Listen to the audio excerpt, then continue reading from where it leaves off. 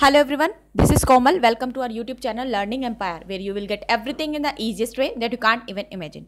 So friends, I discussed about the Delhi Sultanate dynasty from the portion of Middle India, जहाँ पर मैंने आपको part 1 discuss किया था, जिसमें I ended with the iqta system. एक बार मैं आपको मेमोराइज करा देती हूँ विद द रिविजन. मैंने आपको बताया था कि स्लेव डायनेस्टी मैं शुरू कर चुकी थी. ठीक है, दिल्ली सल्तनत के अंदर 5 डायनेस्टीज थी. Slave dynasty, Khilji dynasty, Tughlaq dynasty, Syed dynasty and Lodhi dynasty. तो उसमें से मैं स्लेव डायनेस्टी डिस्कस कर रही थी, जिसका टाइम पीरियड था 1206 टू 1290.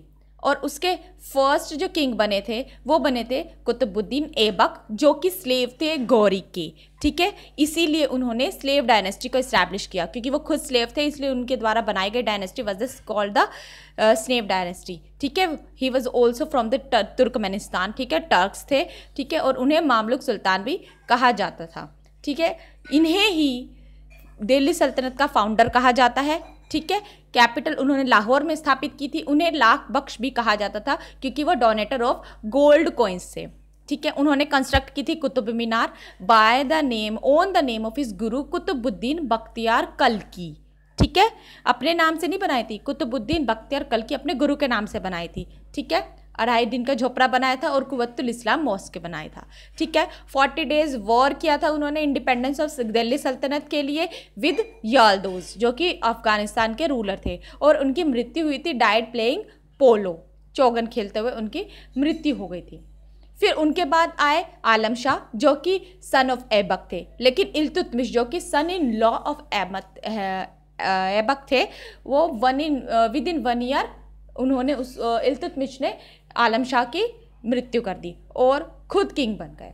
ठीक है, इल्तुतमिश को कहा जाता है he was a real founder of Delhi सल्तनत. उन्होंने एक्सपेंड कर दिया था दिल्ली, दिस इज दिल्ली, सिर्फ दिल्ली से लेकर होल नॉर्थ इंडिया तक अपना राज्य एक्सपैंड कर चुके थे. उन्होंने शिफ्ट कर दी थी दिल्ली सल्तनत from Lahore to Delhi. Administration जो उन्होंने अडॉप्ट किया था दैट वाज इक्ता सिस्टम. ठीक है, और 1217 में उन्होंने थर्ड बैटल ऑफ तराइन लड़ा था बिटवीन इल्तुतमिश एंड उन्होंने हरा दिया था याल्दोज को, जो कि रूलर ऑफ अफगानिस्तान था. इक्ता क्या था हमने ये लास्ट में डिस्कस किया था, और last slide was the iqta system. Iqta system था एक लैंड रेवेन्यू असाइनमेंट होता है ये, जिसके हेड को वली कहा जाता था. ये एक नॉन हेरिडेटरी था.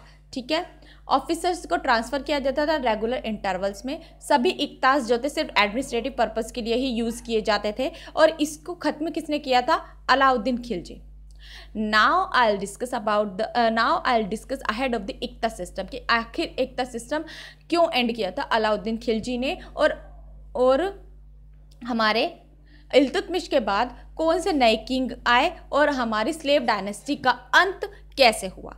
ठीक है, तो शुरू करते हैं हमारी next slide with the part 2 of the Delhi dynasties, slave dynasty. Okay, Delhi सल्तनत की स्लेव डायनेस्टी. तो इक्ता सिस्टम क्यों एंड हुआ, पहले हम ये देख लेते हैं. ठीक है, सबसे पहले मैं बताऊंगी कि इल्तुतमिश को जो है एक लेटर मिला था फ्रॉम द इन्वेस्टिचर, यानी कि मंसूर. इन्वेस्टिचर का मतलब है एक हाई रैंक के मतलब कि हाई रैंक का कोई भी अगर पर्सन होता है तो उन्हें इन्वेस्टिचर या फिर मंसूर कहा जाता है. ठीक है, तो उनके द्वारा एक लेटर आया था इल्तुतमिश के पास from the caliph of Baghdad. ठीक है, बगदाद के कैलिफ के साइड से उनके इन्वेस्टिचर ने इल्तुतमिश को एक पत्र लिखा, लेटर लिखा, कि बताया कि चंगेज़ खान जो है and Changez Khan tried to attack upon Delhi सल्तनत ड्यूरिंग हिज रूल, और उन्हीं के ही रूल में चंगेज़ खान जो है अटैक करने की कोशिश कर रहे थे दिल्ली सल्तनत पर. ठीक है, अब इल्तुतमिश ने रिजेक्ट कर दिया था कि वो जो है जलालुद्दीन मांगबरनी, जो कि प्रिंस ऑफ पर्शिया थे, उसको जो है शेल्टर प्रदान नहीं करेंगे किसी भी अटैक के अगेंस्ट. अगर उन पर कोई अटैक हो रहा है तो मैं जो है शेल्टर नहीं दे सकता. वाई? बिकॉज दिल्ली सल्तनत के पास जो है इतनी फिजिकल स्ट्रेंथ नहीं है, यानी कि कंसोलिडेशन नहीं है, फिजिकली स्ट्रॉन्ग नहीं है वो, और ना ही उनके पास इतनी सेना है जितनी कि चंगेज़ खान के पास है. ठीक है, तो इसीलिए आगे जाकर अलाउद्दीन खिलजी ने इक्ता सिस्टम को रिजेक्ट कर दिया था. ठीक है, जब वो किंग बने थे. ठीक है, अब वो भी हम आगे डिस्कस करेंगे. अब फिर इसी बीच जो है इल्तुतमिश ने अनाउंस कर दिया कि रज़िया सुल्तान जो उनकी बेटी थी वो ही मेरे बाद नेक्स्ट किंग बनेगी. ठीक है, this is also the twist कि एक औरत किंग बन गई है, this is amazing and she was the last king of any dynasty. ठीक है, एक चालीसा और चहलगानी या फिर ग्रुप ऑफ 40 जो है कंप्राइज किया गया था सिर्फ एडमिनिस्ट्रेशन पर्पस के लिए। ठीक है, जो कि सिर्फ उसके अंदर तुर्क ही थे। ठीक है, लेकिन बलबन ने चालीसा को डिस्ट्रॉय कर दिया था जब वो, क्योंकि वो खुद ही एक मेंबर था चालीसा का। ठीक है, तो वो उसने सोचा कि जब मैं अपने राज सिंहासन पे बैठ जाऊंगा, जब मैं खुद राजा बन जाऊंगा, इसके ही अंदर कॉन्स्पिरेसी करके जब मैं खुद राजा बन जाऊंगा तो मैं इस चालीसा को ही ख़त्म कर दूंगा। ठीक है, अपने ही मिनिस्टर्स के साथ मिलकर उसने कॉन्स्पिरेसी की थी कुछ। ठीक है, और फिर बाद में जब खुद राजा बन गया कॉन्स्पिरेसी करने के बाद, तो उसने इस चहलगानी या ग्रुप ऑफ 40 को ख़त्म कर दिया। इल्तुतमिश की मृत्यु हो गई थी 1236 में। ठीक है, जो मिनिस्टर्स ऑफ चालीसा थे, अब जो है उनकी मृत्यु के बाद, इल्तुतमिश की मृत्यु के बाद जो है मोर इन्फ्लुएंशियल हो गए थे दिल्ली सल्तनत के अंदर।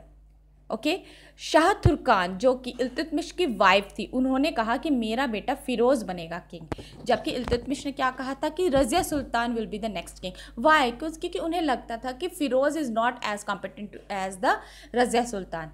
डॉटर होते हुए भी, एक लड़की होते हुए भी, she had the more potential to be the king than Firoz. लेकिन शाह तुर्कान जो वाइफ ऑफ इल्तुतमिश थी, उन्होंने कहा कि मेरा बेटा रुकनुद्दीन खान फिरोज़ ही किंग बनेगा, जिसे उन्हीं की ही बहन रज़िया ने मार दिया किंग बनने के लिए। ठीक है, अब यहाँ से रज़िया सुल्तान का रेंज शुरू हो जाता है 1236 से 1240 तक। छोटा सा ही रेंज था, बट इट वाज वेरी मतलब बहुत ही ज़्यादा मशहूर था और बहुत ही अच्छा रेंज था उनका। ठीक है, इसके लिए एक सीरियल भी बना था, इफ़ यू हैव सीन, तो बहुत अच्छा सीरियल भी था। कुछ हाँ अपने तरफ से भी कुछ चीज़ें डालते हैं, लेकिन फिर भी हम at least we get the idea of the reign period of the Razia Sultan और एनी किंग जो भी टीवी में दिखाया जाता है। तो ऐसे सीरियल्स को परस्यू करना चाहिए। ओके, तो रज़िया सुल्तान जो थी first and last lady ruler थी दिल्ली सल्तनत की। ठीक है, फर्स्ट भी वही थी, लास्ट भी वही थी, उसके बाद कोई किंग नहीं बना लेडी। ठीक है, उन्होंने जो है सारी एंटी इस्लामिक प्रैक्टिसेस को प्रैक्टिसेस की, मतलब कि जो भी इस्लाम के विरुद्ध कोई भी कार्य होते थे वो सब, मतलब कि इस्लाम के, मतलब हर चीज़ को इस्लाम के अकॉर्डिंग नहीं चलाया उन्होंने सबकी नीतियों को अपनाया। ठीक है, practised all anti Islamic practices. Kaithal जो हरियाणा के अंदर है, रज़िया को वहाँ पर मार दिया गया because of the conspiracy of Chalisa. This was a conspiracy of Chalisa by the Balban. वो यही चाहता था कि अपनी चालीसा के अंदर ही मैं कोई कॉन्स्पिरेसी ऐसी करूँगा कि रज़िया को मृत्युदंड मिले और मैं राजा बन जाऊँ। अब मिन्हाज सिराज जो थे, उन्होंने यह बताया रज़िया के बारे में कि रज़िया सिर्फ इसलिए मरी, उनकी मृत्यु सिर्फ इसलिए की गई because she was a women, और वो किंग बन गए। क्योंकि पहले के टाइम में जो थे थोड़े से वीमेन को अपने से आगे नहीं देख सकते थे। आज के टाइम में फिर भी हद तक इक्वालिटी है, लेकिन पहले के टाइम में यू ऑल नो कि इतना इक्वालिटी स्टेटस नहीं था वीमेन के लिए कि वो अपने से ऊपर वीमेन को देख सके। ठीक है, तो जैसे कि शायद आप लोगों को याद होगा, आपने बाहुबली तो अच्छे से देखी होगी। आई am just setting the example कि बाहुबली 1 में क्या हुआ था कि जब बाहुबली जो मेन थे उनकी मृत्यु हो गई थी, तो उनके 2 बेटे हुए थे, है ना, बाहुबली और Bhallaladeva. I am just entertaining you and giving the example कि तब जब उनकी उनकी माँ थी, बाहुबली की माँ, उनको कहा गया था कि वो किंग बनेंगी, तो कितना उनका मजाक बनाया गया था कि एक लेडी अब हम पे शासन करेगी। तो तब उन्होंने कहा था मैं शासन नहीं करूँगी, तो और मेरे पति कर नहीं सकते बिकॉज ही वॉज पैरालाइज्ड, तो फिर मेरे बच्चे बड़े होकर वो शासन करेंगे। तो राजगद्दी was empty till they could, मतलब कि जब तक वो असीड नहीं कर पा रहे थे तब तक राजगद्दी वॉज एम्प्टी। तो यही था। ठीक है, तो ऐसा ही रज़िया सुल्तान के साथ हुआ कि वो भी उसको एक्सेप्ट नहीं कर पा रहे थे कि ऐसे कैसे कोई लेडी जो है रूल करे हम पर। ठीक है, तो दिल्ली सल्तनत जो थी वो डिसइंटीग्रेट होने ही वाली थी, क्योंकि डिक्रीजिंग पोजीशन होती जा रही थी किंगशिप की। ठीक है, तो फिर बलबन नेक्स्ट किंग बने। अब गियासुद्दीन बलबन उनका पूरा नाम था। उनका रेन था 1265 टू 1286। उनको जो है कहा जाता है कि उन्होंने ही दिल्ली सल्तनत को कंसोलिडेशन दिया, मतलब कि फिजिकली स्ट्रांग बनाया। ठीक है, उन्होंने कॉन्स्पिरेसी को एंड कर दिया, क्योंकि उन्होंने पहले सोचा था पहले मैं थ्रोन पर चढ़ूंगा, कॉन्स्पिरेसी करने के बाद चालीसा को फिर थ्रोन पर चढ़ने के बाद मतलब ख़त्म कर दूंगा, तो वही किया उन्होंने। बिना बलबन के दिल्ली सल्तनत would not have been longer resistance in India. जिससे 1265 से 86 बहुत लंबा रेन हो गया था, सिर्फ एक ये ही हैं जिन्होंने इतना लंबा रेन किया। ठीक है, तो बिना बलबन के दिल्ली सल्तनत का इतना लंबा पीरियड एज अ रूलर नहीं हो पाता। ठीक है, पॉलिटिकल पॉलिसी जो थी बलबन की वो थी blood and iron policy. Blood and iron policy means public punishment होगी, कि जो भी कोई अगर कुछ गलत करेगा तो पब्लिकली उन्हें पनिश किया जाएगा, ताकि लोगों में डर बना रहे कि वो आगे से ये काम नहीं करेंगे। तो this might be the question कि who adopted the policy of the blood and iron policy. ठीक है, दैट वाज गियासुद्दीन बलबन। और who used to be called as the ज़िल्ले इलाही, क्योंकि गियासुद्दीन बलबन ने अपने आप को टाइटल दिया कि वो ज़िल्ले इलाही बोले जाएंगे। ठीक है, ज़िल्ले इलाही का मतलब है शैडो ऑफ गॉड, भगवान की परछाई है वो।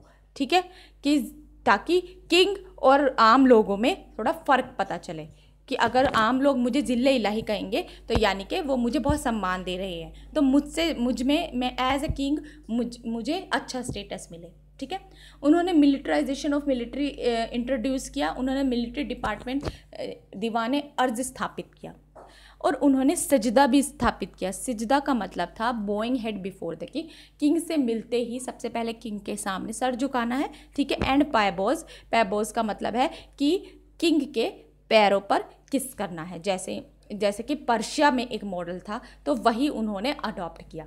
ठीक है, तो बलबन के बारे में बहुत सी इंपॉर्टेंट चीज़ आई कि who ended the conspiracy of Chalisa, who killed the Razia Sultan, and who gave the militarization of the military to the Delhi Sultanate, and what was the name of his military department, who introduced the Sijda and Pabos, and what are Sijda and Pabos also, and who adopted the policy of blood and iron, and who was used to be called as जिले इलाही। कितने सारे question बन जाते हैं गियासुद्दीन बलबन के। ठीक है, और भी है बलबन के बारे में कि बलबन जो थे स्लेव ऑफ इल्तुतमिश थे। ठीक है, क्योंकि स्लेव डायनेस्टी है तो स्लेव के द्वारा चलाई जा रही थी, तो बलबन भी इल्तुतमिश के स्लेव ही थे, लेकिन उन्होंने अपने आप को बताया कि मैं एक अफरासियाब फैमिली से बिलोंग करता हूँ। एक मिथिकल हीरो होता था वो, मतलब कि ऐसे ही, मतलब एक मिथिकल हीरो बना दिया कि एक हीरो होते हैं अफरासियाब, हमारी फैमिली में ना बहुत राजा महाराजा थे, मैं उस फैमिली से बिलोंग करता हूँ, मैं कोई स्लेव नहीं हूँ, ऐसा उन्होंने बताया। क्यों बताया? क्योंकि वो नहीं चाहता था कि दूसरे मुझे गुलाम की नज़र से देखें कि ये भी एक गुलामी था हमारी तरह। ठीक है, ऐसा नहीं चाहता था वो। He was the first king to introduce the Persian festival Nauroz in India. ठीक है, ये पूछा भी गया था एग्जाम में कहीं कि who introduce the Persian festival Nauroz in India. ठीक है, तो बलबन। ठीक है, और या फिर बलबन ने कौन सा फेस्टिवल इंट्रोड्यूस किया था, तो भी नौरोज़। तो जो बलबन थे उनके बड़े बेटे का नाम था प्रिंस खान मोहम्मद। उनकी मृत्यु हो गई थी जब वो मंगोल से फाइट कर रहे थे, तो उसने उन्हें टाइटल दिया खान शहीद। ठीक है, द नेक्स्ट क्वेश्चन। और फिर बलबन की मृत्यु हो गई थी 1286 में, और उन्होंने अपॉइंट किया था कि कई खुसरू को जो है नेक्स्ट किंग बनाया जाए मेरे बाद, लेकिन कई खुसरू जो है पैरालाइज्ड हो गए थे, तो उनके छोटे बेटे कैमूर को बनाया था last king of the slave dynasty, और फिर उनकी मृत्यु हो गई थी by Jalaluddin Khilji and Khilji dynasty introduced. तो ये थी हमारी पूरी स्लेव डायनेस्टी। दिल्ली सल्तनत के अंदर 5 डायनेस्टीज थी, मैं आपको पहली डायनेस्टी बता चुकी हूँ, और नेक्स्ट डायनेस्टी होगी Khilji dynasty. Jalaluddin Khilji would be the first king of the Khilji dynasty, और इसका भी रेंज ज़्यादा लंबा नहीं था, 1290 to 1320 ही था, बट इंपॉर्टेंट है सारी डायनेस्टीज़, तो 1 by 1 मैं सारी डायनेस्टीज़ कवर करती जाऊंगी और स्लाइड बाय स्लाइड आपको अच्छे से समझाती जाऊंगी। एंड आपको सिर्फ ये करना है, ध्यान से पढ़ना है, and please like our videos, subscribe our channel, tell your friends to subscribe our channels too, and share our videos as much as you can. Thanks for your support.